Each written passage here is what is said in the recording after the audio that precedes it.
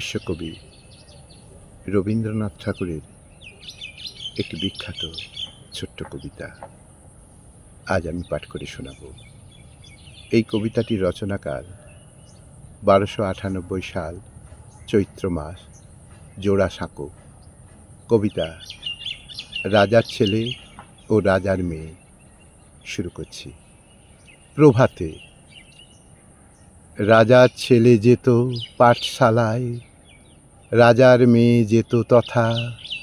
দুজনে দেখা হতো পথের মাঝে, কে জানে কবেকার কথা। রাজার মেয়ে দূরে সরে যেত, চুলের ফুল তার পড়ে যেত।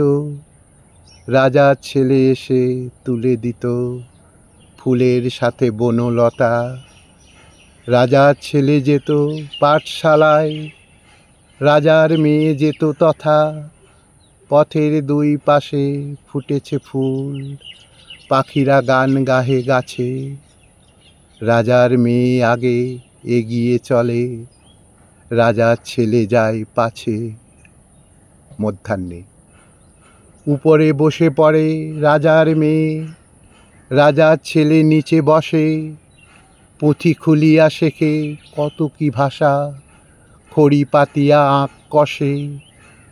রাজার মেয়ে পড়া যায় ভুলে, পুঁথিটি হাত হতে পড়ে খুলে। রাজার ছেলে এসে দেয় তুলে, আবার পড়ে যায় খসে। উপরে বসে পড়ে রাজার মেয়ে, রাজার ছেলে নিচে বসে। দুপুরে খরতাপ বকুল শাকে, কোকিল কুহু কুহরিছে।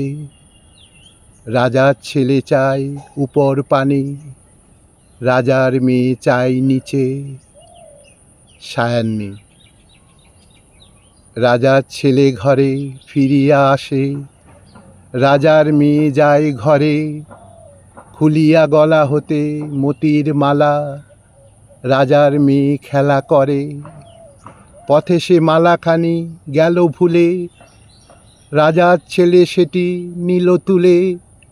আপন মণিহার মন ভুলে, দিল সে বালিকার করে। রাজার ছেলে ঘরে ফিরিয়া এলো, রাজার মেয়ে গেল ঘরে। শ্রান্ত রবি ধীরে অস্ত যায়, নদীর তীরে এক শেষে। সাঙ্গ হয়ে গেল দোহার পাট, যে যার গেল নিজ দেশে। নিশীথে রাজার মেয়ে শোয় সোনার খাটে, স্বপনে দেখে রূপরাশি। রূপোর খাটে শুয়ে রাজার ছেলে, দেখিছে কার সুধা হাসি। করিছে আনাগোনা সুখ দুঃখ, কখনো দুরু দুরু করে বুক। অধরে কভু কাঁপে হাসিটুক, নয়ন কভু যায় ভাসি। রাজার মেয়ে কার দেখিছে মুখ, রাজার ছেলে কার হাসি। বাদর ঝড় ঝড় গরজে মেঘ, পবন করে মাতামাতি। সিথানে মাথা রাখি বিথান বেশ, স্বপনে কেটে যায় রাতি।